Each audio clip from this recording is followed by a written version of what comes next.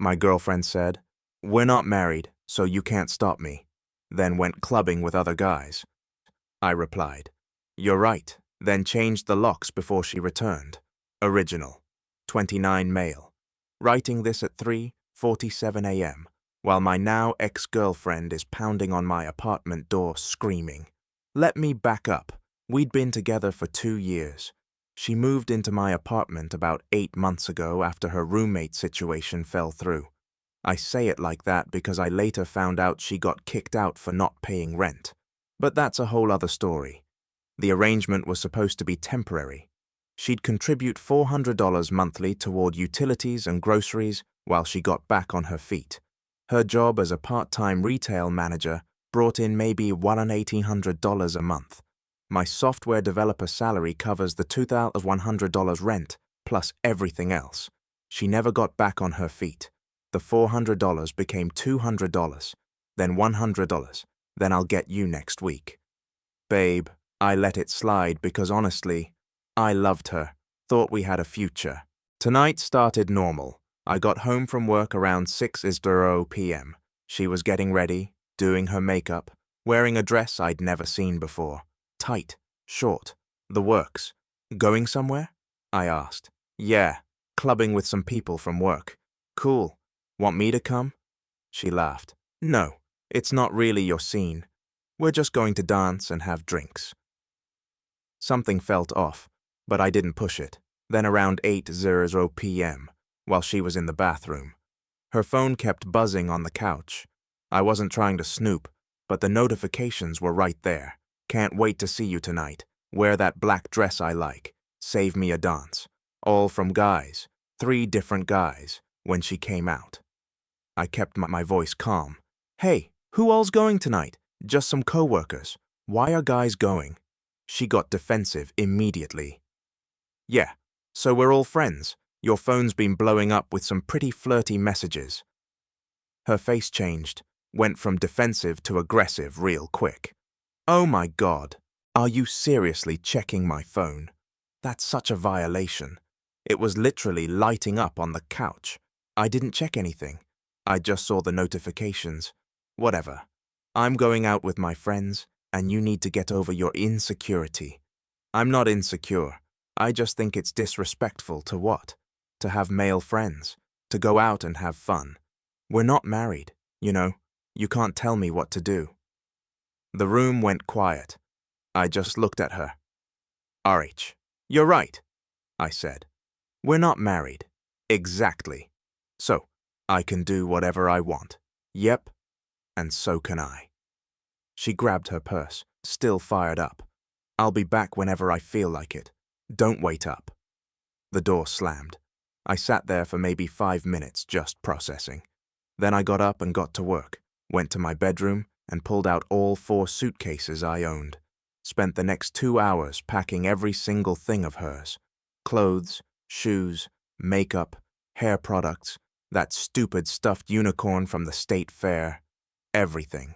Took photos of everything as I packed it. Timestamp visible. Sent the bags down to the building storage area in the basement and locked them in my assigned unit. Building management's cool with me. Been here for 3 years, always pay rent early. Changed my locks. Had a keypad deadbolt I'd been meaning to install anyway. Took about 40 minutes. Changed the code from the default. Went through the apartment and removed every trace of her. Her face wash from the bathroom. Her almond milk from the fridge. Her phone charger by the bed. Packed it all. Took photos of my clean, tidy apartment. Timestamp 11:43 p.m. Then I went to bed. Set my phone to silent except for one number. My buddy, who's a paralegal, might need him. Woke up at 3:15 a.m. to pounding on my door. Babe, open the door. I forgot my key. I grabbed my phone, opened my camera app, started recording audio, kept it by the door. My key isn't working. Hello? Are you seriously asleep? Open the door. I texted her. We're not dating anymore. Your belongings are in the building basement storage unit 3B. I'll leave the key with the night security guard. Please collect your things at your earliest convenience.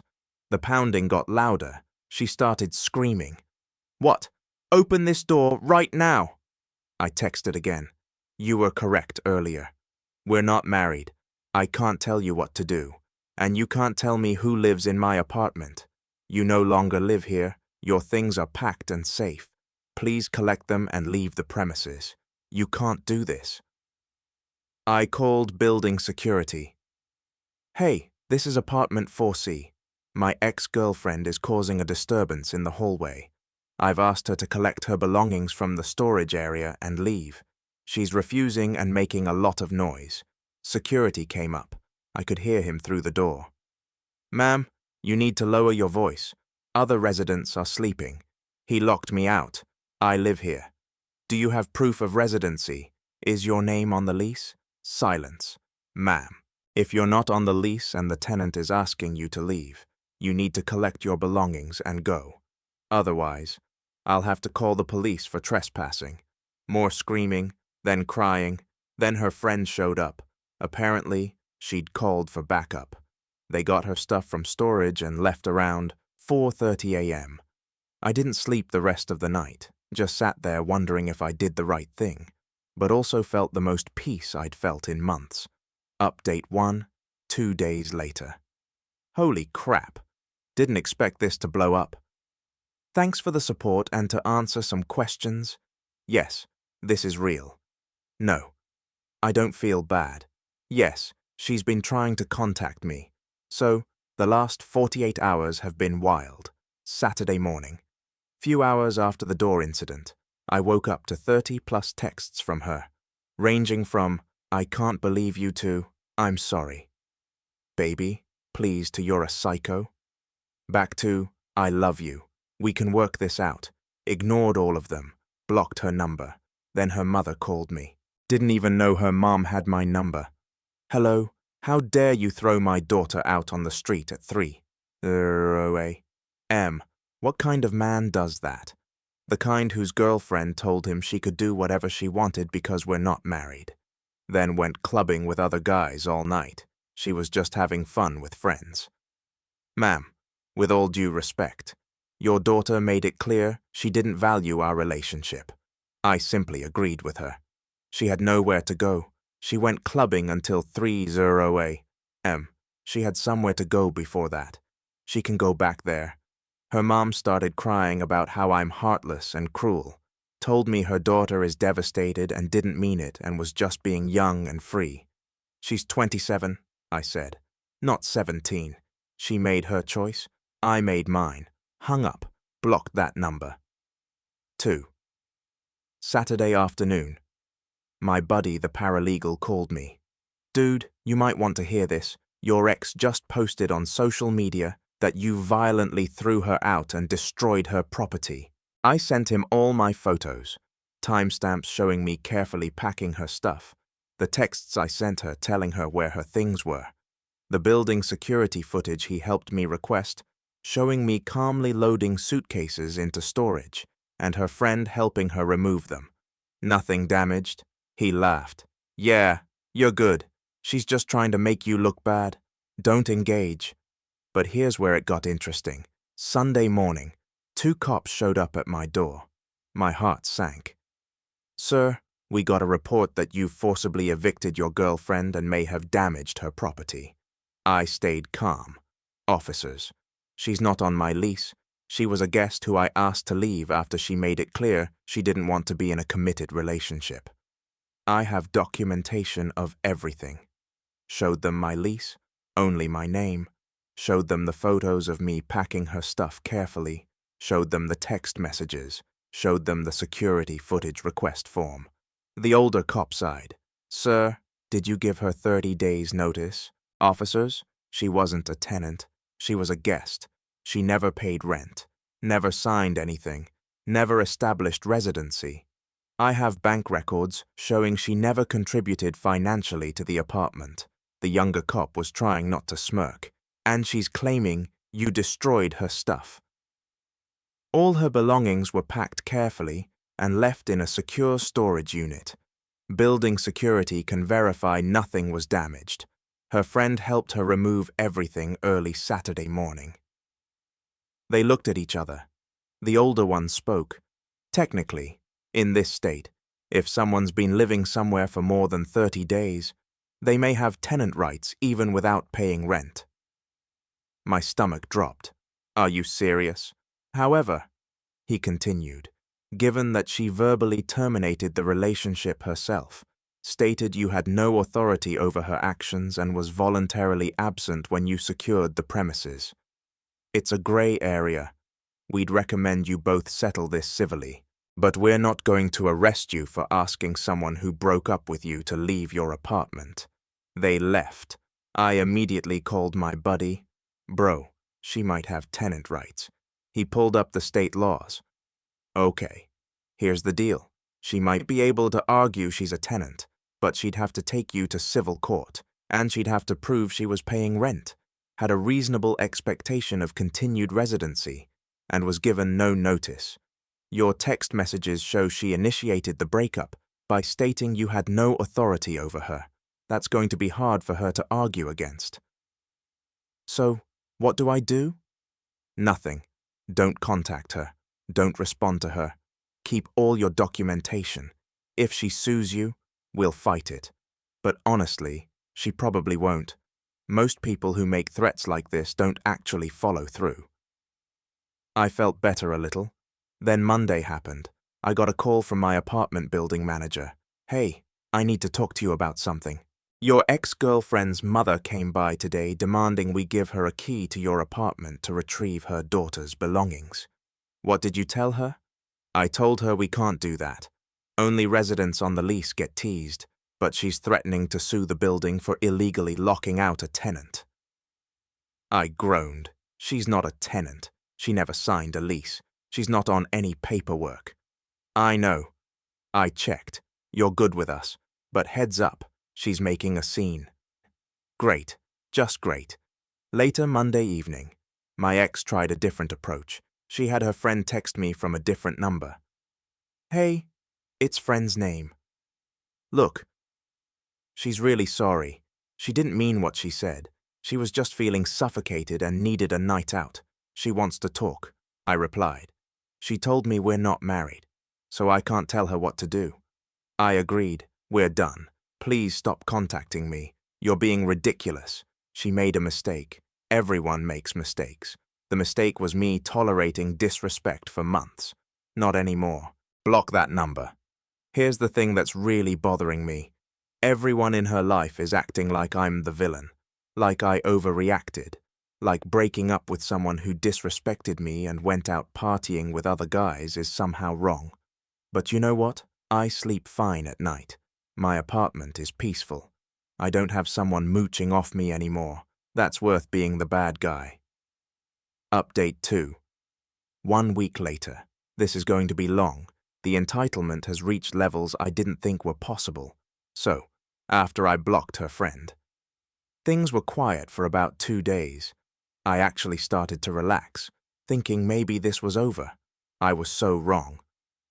Thursday night, I got home from work to find a notice taped to my door. Eviction notice for illegal lockout. My heart stopped. I ripped it off and read it. It wasn't from the building. It was some bogus thing she'd printed out, making it look official with legal language about tenant rights and illegal eviction and demanding I restore her residency immediately or face legal action. I took a photo and sent it to my buddy. He called me immediately laughing. Dude, this is fake as hell. Like embarrassingly fake. No court header, no case number, no judge signature. She just copy-pasted some template from the internet so I can ignore it. Totally. But keep it as evidence of harassment. Friday, she escalated. She showed up at my workplace. I work in a pretty relaxed office environment. We have an open floor plan, and the receptionist is super chill. Apparently, my ex walked right in and started asking for me. My coworker came over to my desk. There's someone here to see you. She seems upset. I looked over and saw her in the waiting area crying, makeup running. Several of my coworkers were staring. I walked over. You need to leave. I just need 5 minutes. Please just talk to me. No. Leave or I'm calling security. Everyone here should know what kind of person you are. She raised her voice. He threw me out on the street at 3:00 a.m. I had nowhere to go. I was homeless because of him. My boss came out of his office. Is there a problem? Before I could respond, she turned on the waterworks. I'm his girlfriend. He locked me out of our apartment with no warning. I just need to talk to him. My boss looked at me. I kept my voice calm. She's my ex-girlfriend. She's not on my lease. I asked her to leave after she told me she could do whatever she wanted because we're not married. She's upset I took her seriously. My boss, bless him, immediately got it. Ma'am, you need to leave the premises. This is a workplace, not a place for personal disputes. She started sobbing louder. He has all my stuff, my clothes, my medications. Ma'am, I'm going to call security if you don't leave voluntarily. She finally left, but not before screaming. You're going to regret this. My boss pulled me aside. You good? Yeah, sorry about that. Don't apologize. Just document everything in case she tries something else. That evening, I got an email from a law office. The email address was something like email protected. Super sketchy. It claimed I was being sued for unlawful eviction, emotional distress, and theft of property for $15,000. Sent it to my buddy. He almost choked, laughing. Bro, this is from Gmail. No law office uses Gmail for official correspondence. This is 100% fake. She's trying to scare you. Should I respond? Hell no. Don't give her the satisfaction. If you actually get served with real legal papers, call me. This ain't it. Saturday was quiet. Too quiet. I should have known something was coming. Sunday morning, I woke up to my apartment building's fire alarm going off at 6:00 a.m. Everyone evacuated. We're all standing outside in our pajamas when the fire department shows up.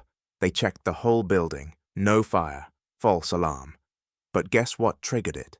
Someone pulled the fire alarm on my floor. Security footage showed a woman matching my ex's description, walking into the building behind another resident, going to my floor, pulling the alarm, and leaving. The building manager was pissed. This is a criminal offense. I'm filing a police report. I gave him my ex's information.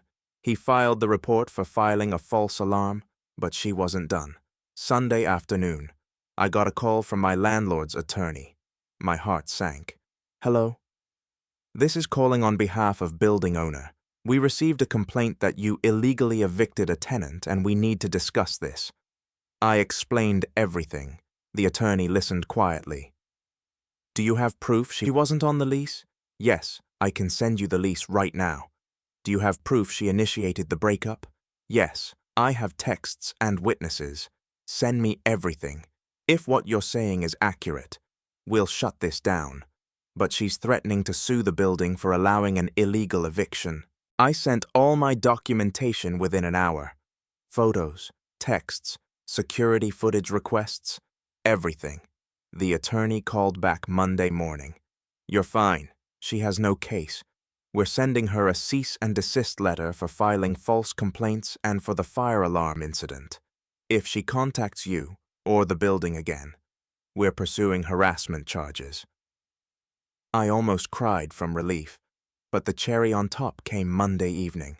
I got a message on social media from one of the guys whose name I saw in her phone notifications that night. The can't wait to see you tonight guy. Yo man, I feel like you should know. Your girl told us all she was single. Me and 2 other dudes were all planning to hook up with her that night at the club. She was playing all of us. When we figured it out, we all bailed. She spent the whole night trying to get us to stay and ended up leaving alone.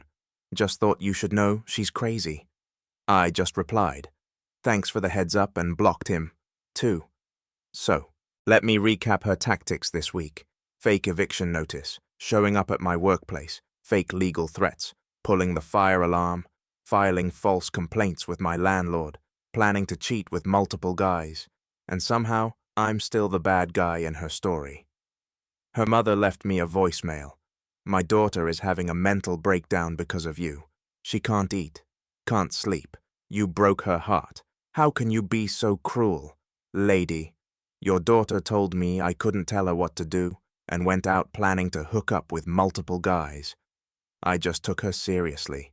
Final update, 3 weeks later. All right, final update because this saga is finally wrapping up and I need to close this chapter. The cease and desist letter the building's attorney sent did exactly what it was supposed to do. Scared her straight for about a week. She went quiet for a few days after receiving it. I actually thought maybe this was over. Then week 2 hit. She created a fake social media account pretending to be me and started messaging my friends and family claiming I was having a breakdown and need help. One of my cousins called me worried as hell. Dude, are you okay? Someone from your account messaged me saying you're suicidal. I had to explain the whole situation, reported the fake account. It got taken down in 24 hours. She tried contacting my mother, my 62-year-old mother, who already didn't like her. That went about as well as you'd expect. My mom called me. That girl called me crying, saying, "You ruined her life." I told her maybe she should have thought about that before disrespecting my son. Then I hung up. I love my mom. The real turning point came week 3. She apparently ran out of money living with her friend and needed to move back in with her parents. Her mother called me one more time. "This is all your fault. She can't afford an apartment now because you stole her savings." "What savings? She never paid me rent. She gave you money every month. She gave me maybe $800 total over 8 months for utilities and groceries. I have bank records. That's not rent. And I don't owe her anything back. She can't afford a deposit on a new place. That's unfortunate, but not my problem." Her mother lost it, started screaming about how I'm a manipulative abuser who took advantage of her baby girl. I hung up, blocked that number again. She'd been calling from different phones. But here's the kicker, and this is what makes the whole thing worth it. A mutual friend, who I'm still cool with, sent me screenshots yesterday. My ex posted on social media about her toxic ex who financially abused her and kicked her out with nowhere to go. In the comments, multiple people who actually knew us called her out. "Didn't you tell everyone you were single and living rent-free? You literally told me you were using him until you found someone better. Girl, you played yourself." Even the guys from the club apparently commented. One of them wrote, "You told me you were single and tried to hook up with me and my friends the same night. Maybe take some accountability." She deleted the post within an hour, but the screenshots live forever. My friend told me she's apparently telling people now that she learned a valuable lesson and is focusing on herself. Translation: she realized nobody believes her victim story anymore. As for me, I'm doing great. Apartment's peaceful. Bills are lower without someone mooching off me. Started actually going to the gym. Not going to make this a whole thing. Just saying my stress levels are way down. Been on a few dates, nothing serious yet. But I'm not rushing, taking time to figure out what I actually want in a relationship. Spoiler alert.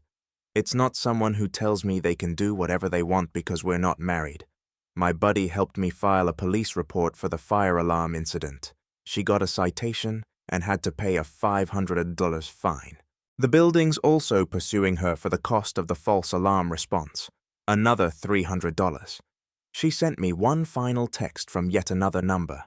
"I hope you're happy. You ruined my life over one mistake," I replied.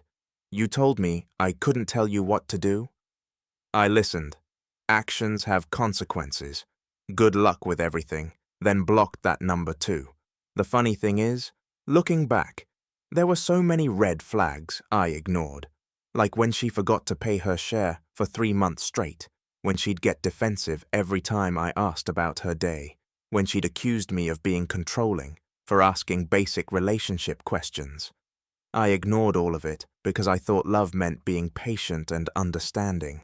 But there's a difference between being patient and being a doormat. She thought she could have her cake and eat it too. Keep me as the stable paying the bills boyfriend while going out and doing whatever she wanted.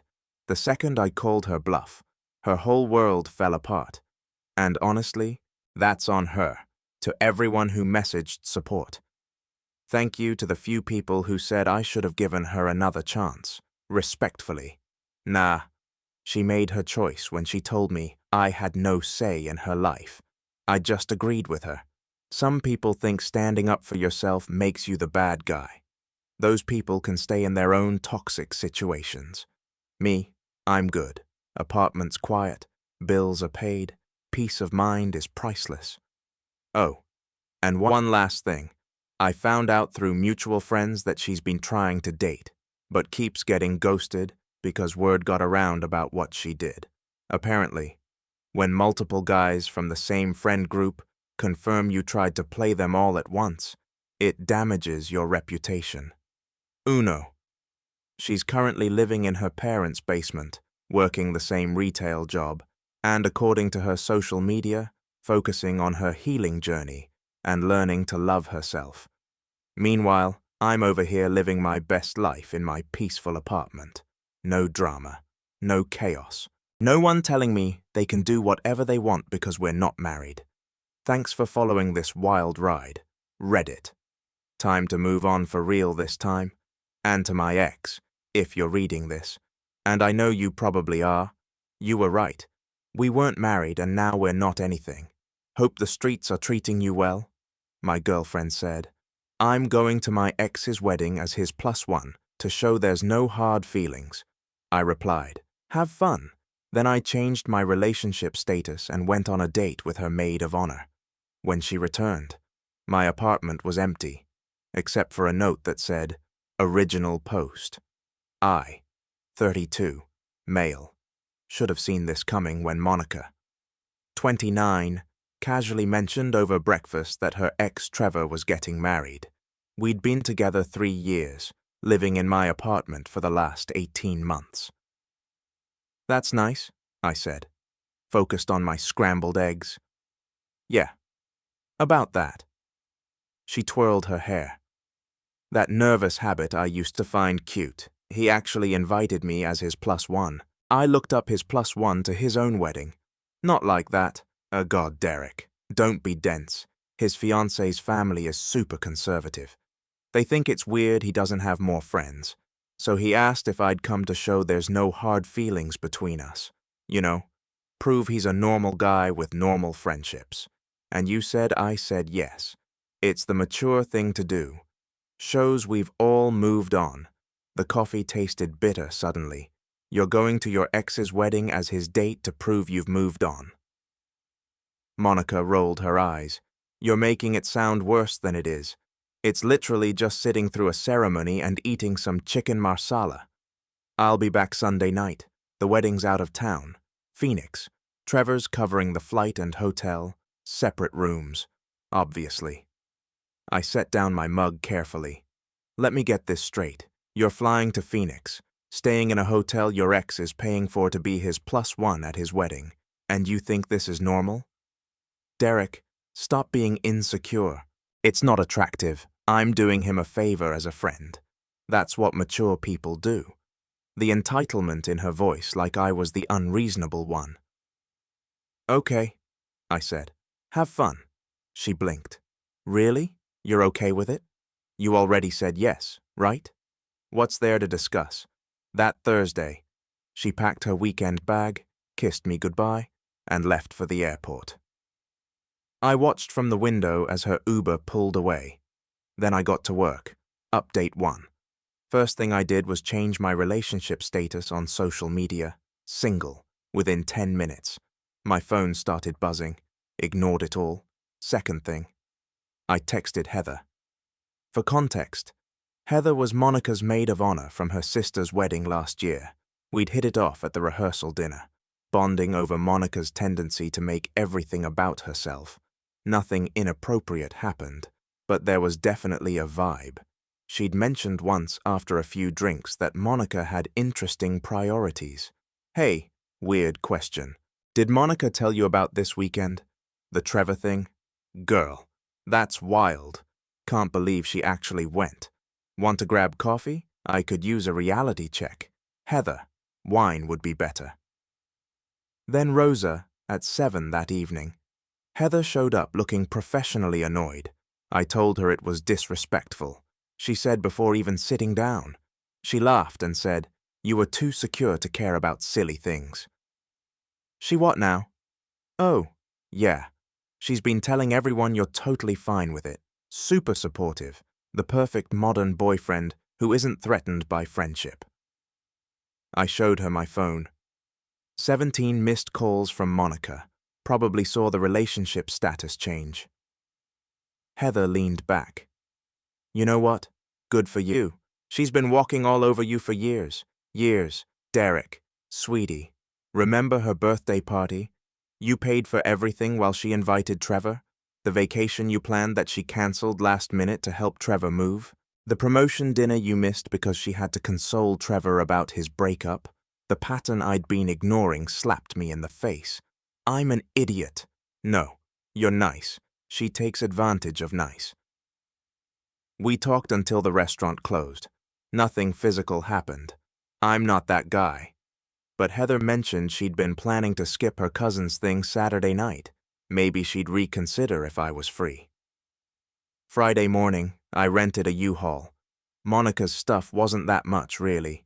Clothes, makeup collection, her Peloton she used twice. The coffee maker she insisted we needed that cost $400.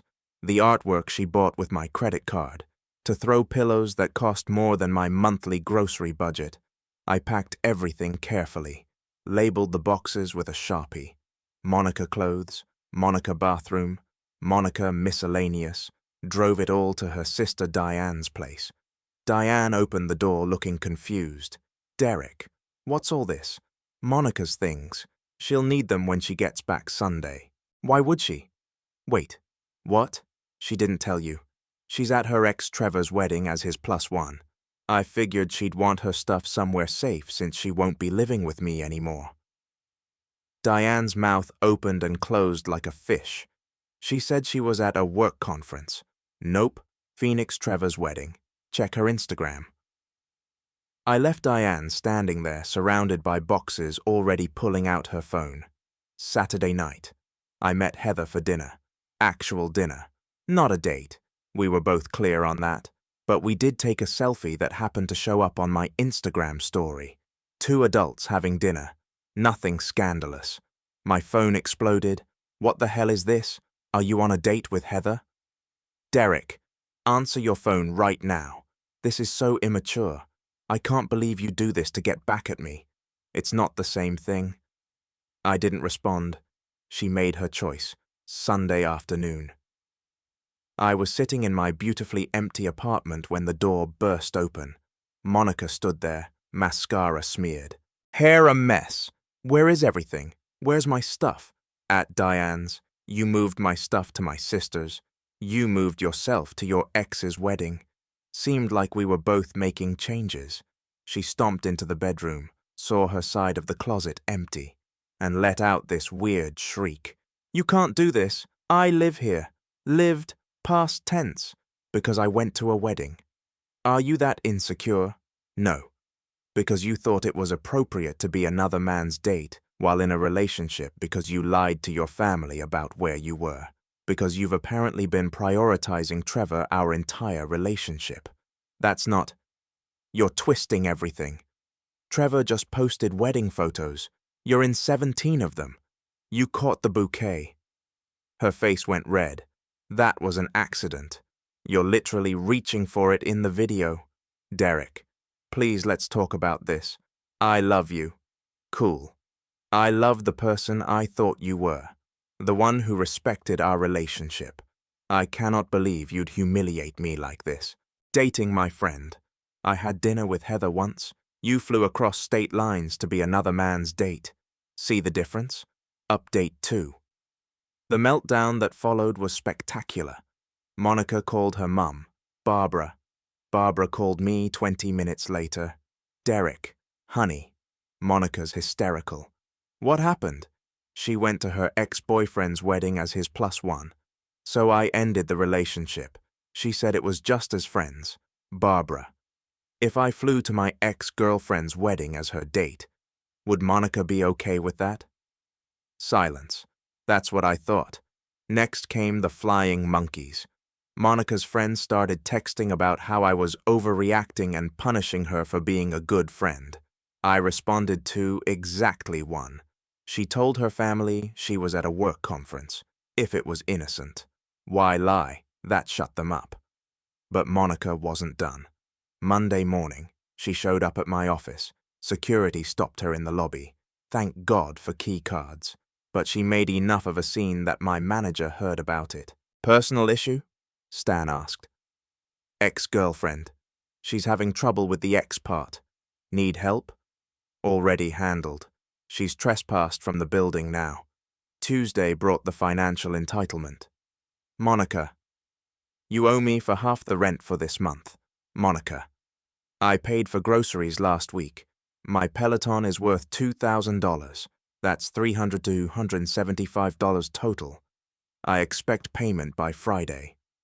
I sent back one text. Me. The Peloton you bought with my credit card. The groceries that cost $73. The rent you haven't paid in 6 months.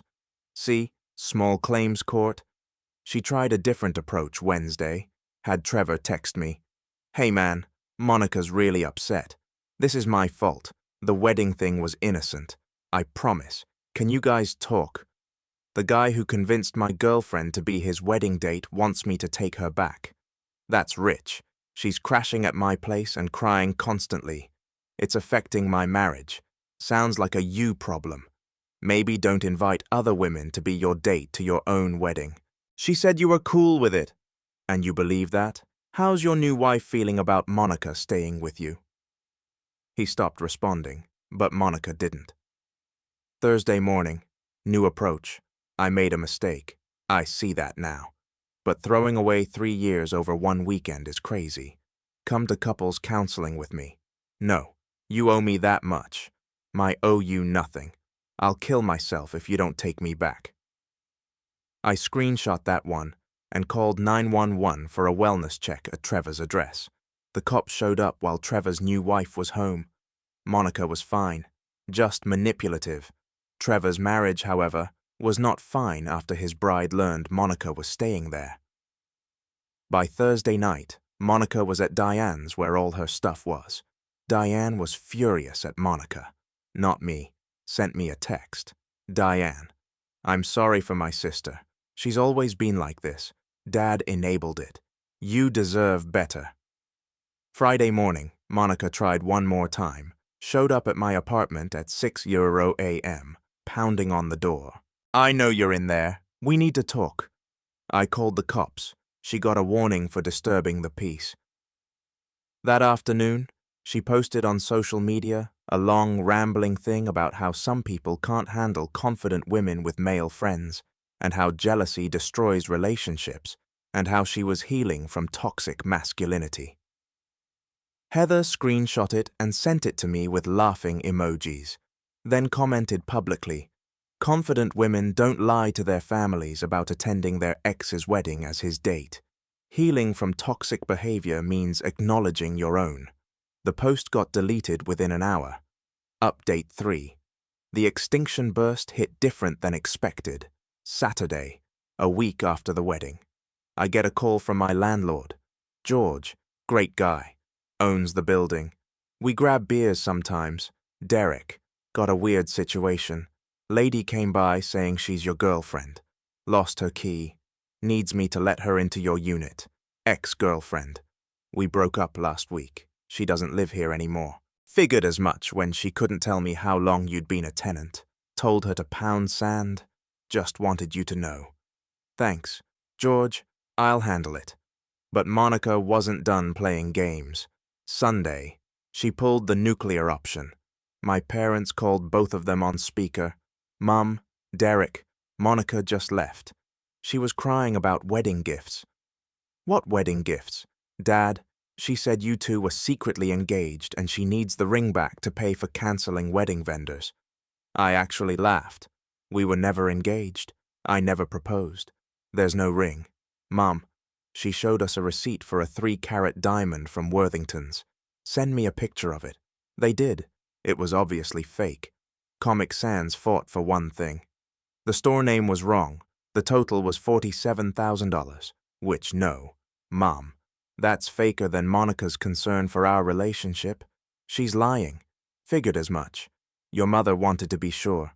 Girl seems unstable. Son, working on a restraining order. Monday brought the work drama. Monica called my company's HR department, claimed I was harassing her, that I'd stolen property, that I was creating a hostile work environment for her at a company where she doesn't work. HR called me in looking exhausted already. Mr. Garrison, surely from HR, said, "We received a complaint from a Monica Fernandez, my ex-girlfriend, who I haven't contacted since we broke up 9 days ago. She claims you work together. She's never worked here. I have documentation of her harassment if you need it." Shirley rubbed her temples. "Please." I showed her everything. The texts, the wellness check report, the trespassing warning from building security, the fake engagement receipt, the police warning for disturbing the peace. "I'll handle this," Shirley said. "We'll be sending her a cease and desist about contacting our company." Tuesday was quiet. Too quiet. Wednesday, I found out why. Heather called. "You need to see this." Monica had started a GoFundMe. "Help me escape my abusive ex." The story she wrote was fiction, according to her. I'd isolated her from friends, controlled her finances, and thrown her out for attending a family wedding. She needed $5,000 to start over safely. It had raised $300. I contacted GoFundMe with my documentation. The page was down within 2 hours. But the best part, Trevor's wife donated $5 with a comment. "Maybe don't stay with my husband after being his wedding date." Trevor was apparently sleeping in his car now. Thursday. Monica made her final mistake. She used the spare key she'd secretly made, except I'd installed a camera after the first incident. Got a crystal clear video of her entering at 2 p.m. while I was at work. She didn't steal anything. No, she did something weirder. She rearranged everything. Furniture moved slightly, pictures rehung at different angles, books reorganized. Probably thought she'd make me think I was going crazy. Except she didn't know about the camera. I called the cops immediately, showed them the footage. She was arrested at Diane's house for breaking and entering. Diane called me. "I'm done with her. Bail her out? She can figure it out herself. Mom and Dad are done too." After the fake engagement stunt, Monica spent 2 nights in jail before Trevor bailed her out. His wife promptly filed for divorce after less than 2 weeks of marriage. Final update, it's been 2 months now. The restraining order was approved. 2 years no contact. Monica had to plead down to misdemeanor trespassing and got 6 months probation plus community service. Last I heard through the grapevine, she's living with her parents in Tucson. Trevor's divorce was finalized in record time. She lost most of her friend group after the truth came out. Diane still won't talk to her. She's working at a call center. The satisfaction isn't from revenge, it's from the clarity. 3 years I spent with someone who saw me as an accessory to fund her life while she prioritized her ex. 3 years of being gaslit into thinking I was insecure for having normal boundaries. The apartment feels different now, lighter. I repainted the walls, got rid of that agreeable gray she insisted on, put up my movie posters she said were juvenile, bought a coffee maker that just makes coffee, not 17 varieties of artisan whatever. Heather and I aren't dating. We both agreed that would be weird timing, but we're friends, real friends. She introduced me to her cousin Lisa. We've been on 3 dates. She thinks the whole Monica story is wild but validating. She's never asked me to skip work to help her ex move. The note, the one I left when Monica came back to an empty apartment.